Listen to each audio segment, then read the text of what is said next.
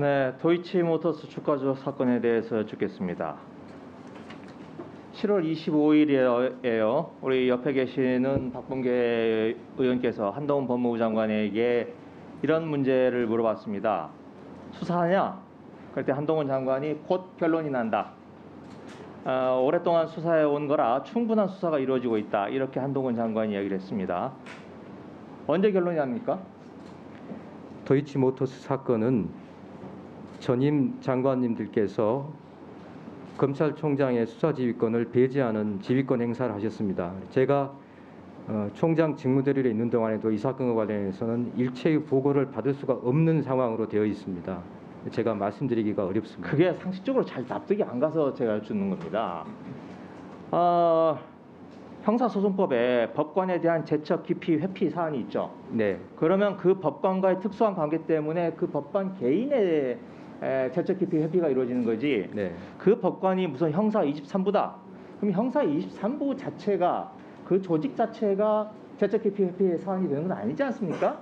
윤석열 총장이 이 사건과 관련해서 수사권이 배제됐던 이유는 그 장모 부인이라고 하는 특수관계 때문에 있었던 건데 여전히 그런 해석이 저는 굉장히 문헌적이고 형식적인 해석이라고 생각을 합니다. 여전히 답해도 되겠습니까? 같은 입장이십니까? 답해도 되겠습니까? 네. 저는 위원님 말씀에 전적으로 공감합니다. 그런데 왜 전임 저 총장이 수사지휘권을 다시 행사를 하지 않고 전임 법무부 장관님과 상의해서 수사지휘권을 총장으로서 행사를 하지 않고 중앙지검장이 총장에게 보고나 지휘를 받지 않겠다고 발표를 하고 그렇게 했는지 저도 지난 1년 동안에 저는 의원님과 똑같은 생각으로 공감을 했습니다. 근데 제가 직무대리로 와서도 그 상황이 계속되고 있습니다. 저도 이 상황에서 국회에서 네, 저한테 선임 맡겨주시면 네. 제가 뭐 앞으로 잘못된 제도라면 지금이라도 고쳐야겠죠. 네 그렇습니다. 예. 그래서 뭐 일반적으로 보면 여쭙겠습니다. 어차피 검찰총장이 되시면 검찰총장의 가장 중요한 임무 중에 하나가 정치적 외풍을 막아주는 일이고 네. 정치적 사건에 대해서 장차 검찰총장이 되실 분이니까 일반론적인 견해를 좀 여쭤보고 싶습니다. 지금 김건희 씨 소환 조사를 하고 있습니다. 수사 착수한 지 2년이 다 돼가고 있고요.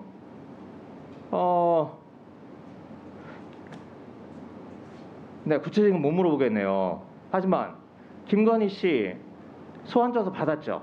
아니 서면 조사 받았죠? 제가 그 내용에 대해서 일체 알고 있지를 못합니다. 네, 알겠습니다. 네.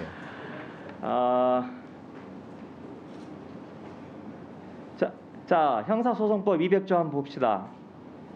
일반론적으로 여쭤보겠습니다. 형사소송법 200조에 보면 죄를 범하였다고 의심할 만한 상당한 이유, 요건이 두 가지입니다. 또 정당한 이유 없이 출석 요구에 응하지 아니할 경우 이 두 가지에는 체포영장을 청구를 할 수 있고 수사의 유력한 수단이라고 생각을 합니다.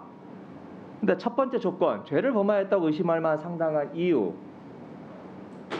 이 사건 수사한 지 지금 2년이 가까이 되고 있습니다. 그런데 김건희 씨에 대해서 결론을 내리지 못하고 있어요. 정결 처리를 못하고 있습니다. 아니 의심할 만한 상당한 이유가 없다면 얼마든지 가볍게 할 수 있는데 아직도 결론을 내리지 못하는 것은 첫 번째 요건에 해당이 된다라고 생각이 드는 겁니다. 두 번째, 출석 요구에 응하지 않고 있어요. 정당한 이유가 있나요? 위원님 제가 전제 사실을 알지 못하는데 답드리기는 어렵지 않겠습니까? 네, 알겠습니다. 자, 그럼 더 넘어가 봅시다. 아니 그 전에 이 영장에 의한 체포영장 이걸 가장 효율적으로 정치적으로 이용을 하셨던 분이 윤석열 총장이십니다. 국정원 댓글 사건 때 국정원 직원이 소환에 응하지 않는다고, 소환이 아니죠, 출석 요구에 응하지 않는다고 체포영장을 발부해서 그게 대단히 큰 사건이 되고 그 사건이 의문부여가 됐습니다. 저는 그래서 뭐 지금 당장 답변을 요구하는 건 아닙니다만은 이 영장에 의한 체포 가장 효율적으로 사용하셨던 윤석열 대통령과 그 부인에 대해서 못 줄 게 뭐 있냐 이런 생각이 드는 겁니다. 뭐 답변을 요구하는 건 아닙니다. 자, 그다음 뉴스타파에서 나온 그동안의 검찰의 기소 여러 가지 문제가 있었어요. 첫 번째 한번 봅시다. 다음 PPT 한번 보여주실래요? 저는 윤석열 대통령이 세 가지 거짓말을 했다고 생각합니다. 첫째, 위탁 관리를 했다고 했어요. 그런데 위탁 관리는 뭡니까? 1인 매매죠. 그런데 1월 12일 녹취록에 보면 증권사 직원하고 직접 거래를 합니다. 그냥 일반론적으로 이걸 1인 매매라고 할 수 있습니까? 국회에서 총장의 수사지휘권 관련해서 다시 제가 수사지휘할 수 있도록 좀 도와주시면 감사하겠다는 말씀드립니다. 제가 아무도 아니, 보고 일반론적으로 저 그동안 특수수사를 많이 하셨기 때문에 증권 문제에 대해서 잘 아실 테니까 이런 걸 일반론적으로 1인 매매, 위탁 매매라고 할 수 있냐 이거죠. 수사를 할 때는 모든 증거를 살펴보고 합니다. 단편적인 증거만 보고 말씀드릴 수는 없습니다. 다음 넘겨주세요. 윤석열 총장 절연했다고 했습니다. 2010년 4개월 정도 돈을 태웠다가 절연했다고 했어요. 그러면 1월부터 5월까지고 5월에 절연을 한 겁니다. 하지만 이 녹취록에 보면 6월 16일에 나옵니다. 이것도 말하자면 윤석열 총장이 고의든 아니든 허위 사실을 공표했다고 생각을 합니다. 지금 이재명 후보 아주 사소한 문제로 허위사실 공포로 지금 내일 소환 출석 요구를 지금 받고 있어요.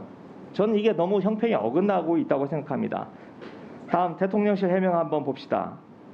이 문제에 대해서 대통령실 금요일 오후 3시에 홍보수석도 아니고 대변인도 아니고 대변인실 명의로 기자들에게 툭 하나 해명 던졌어요. 지금 아무리 용산이 쑥대밭이 됐다고 하지만 이렇게 무책임하게 영부인과 관련된 사안을 이야기를 할 수 있는지, 이건 아무도 대통령실에서 이 문제에 대해서 책임지고 해명을 하지 않겠다라는 지금 윤석열 정부의 현 주소를 지금 좀 보여주고 있다고 생각합니다. 제가 오늘 여기까지 하고요. 오후에 다시 이어가겠습니다. 네, 알겠습니다. 네.